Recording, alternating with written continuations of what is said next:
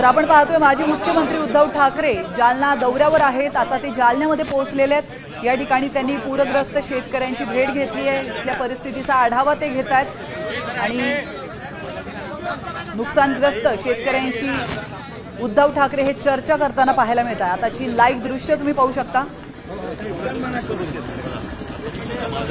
उद्धव ठाकरे आणि संजय राऊत हे जालन्यामध्ये पोहोचलेले आहेत। जालन्यातील अंबड महाकाळ या गावामध्ये उद्धव ठाकरे पोहोचलेत आणि यावेळी नुकसानग्रस्त शेतकऱ्यांशी ते चर्चा करतात।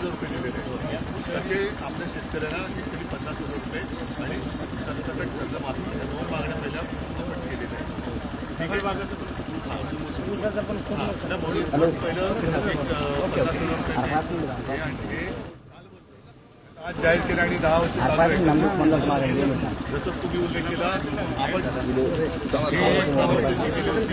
तुम्हाला तारीख दिली होती 31 मे पर्यंत कर्जमुक्ती आपण पूर्ण करणार। त्याच्याप्रमाणे आपण पूर्ण केली। दुर्दैवाने मध्ये करोना आला तर थोडंसं एक विदर्भाची वेळ झालेलं, पण ते करून आपण नियमित कर्ज भरणाऱ्याला सुद्धा आपण आता या 2 मागण्या आपण केलेल्या आहेत। बरोबर आहे। लक्षात आता हे जे सगळे सांगतात की आम्ही योग्य वेळी करू, आता योग्य वेळ म्हणजे आणखी योग्य वेळ बरोबर आहे। याच वेळेला ते केलं पाहिजे। पैसा कुठून आणायचा तर कोरोनाच्या वेळेला जो PM केअर फंड गोळा केला होता, लाखो कोटी रुपये असं आपण केलेलं आहे। फक्त मी तुम्हाला एवढंच सांगायला आलेलं आहे की रोज कुठे ना कुठेतरी आत्महत्येच्या बातम्या आत्महत्या करण्याचा विचार प्रयत्नाचा आणि कोणाला करू नये आणि काही नसला तरी उदाहरणार्थ जाहीर नाही केली तर तुमच्यासोबत झालेला पुन्हा मराठवाड्यामध्ये बरोबर आहे।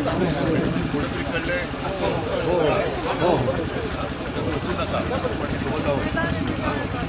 आता isakal.com आहे देशातील नंबर 1 ची मराठी न्यूज वेबसाईट।